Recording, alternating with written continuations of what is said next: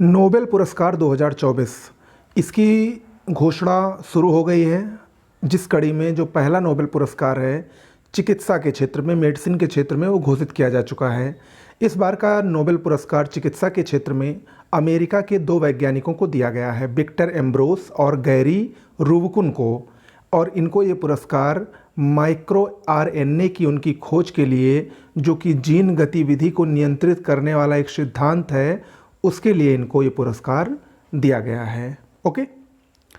बंजारा विरासत संग्रहालय, हाल ही में प्रधानमंत्री मोदी ने पोहर देवी, जो कि वाशिम जिला महाराष्ट्र में स्थित है, वहाँ पर बंजारा समृद्धि को विकसित करने के लिए बंजारा विरासत संग्रहालय का उद्घाटन किया। तो पूछ सकता है कि किस राज्य में?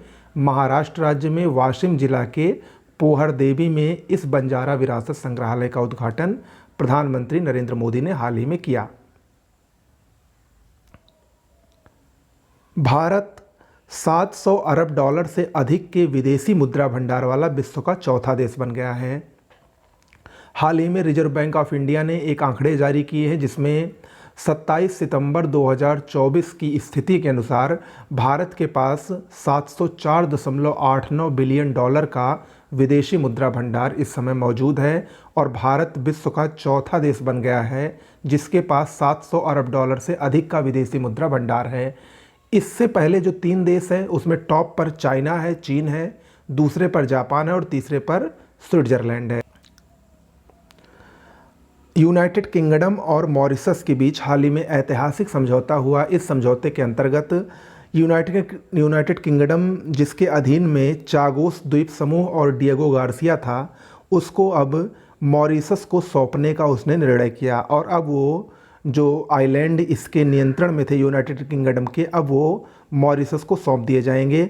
इससे जो अफ्रीका महाद्वीप है उसमें जो ब्रिटिश का जो उपनिवेश था, जो उसका अधीन क्षेत्र था, इन दोनों के हटने के बाद पूरी तरीके से उसका प्रभुत्व वहाँ पर खत्म हो जाएगा।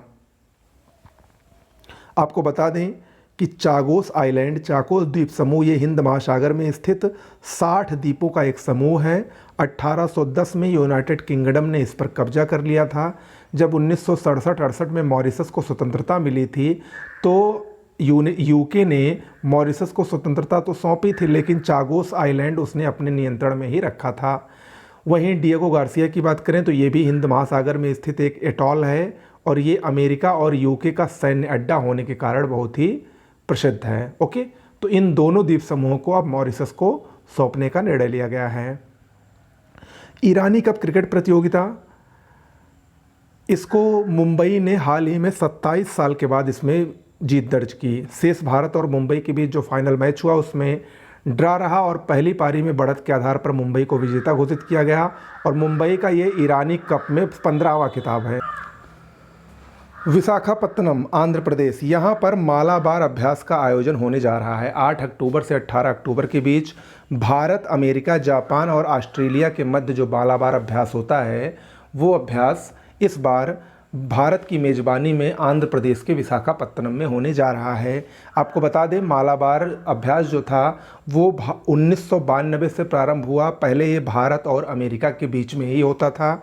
2015 में जापान ने इसमें एंट्री ली, तब ये त्रिपक्षीय हो गया, और 2020 में ऑस्ट्रेलिया के आने से ये क्वाड अभ्यास बन गया है, यानी जो 4 देशों के बीच होता है। केरल का कन्नूर बहुत ही महत्वपूर्ण है ये। यहाँ पर भारत की पहली सुपर कैपेसिटर विनिर्माण सुविधा की स्थापना की गई है। कहाँ पर? केरल के कन्नूर में।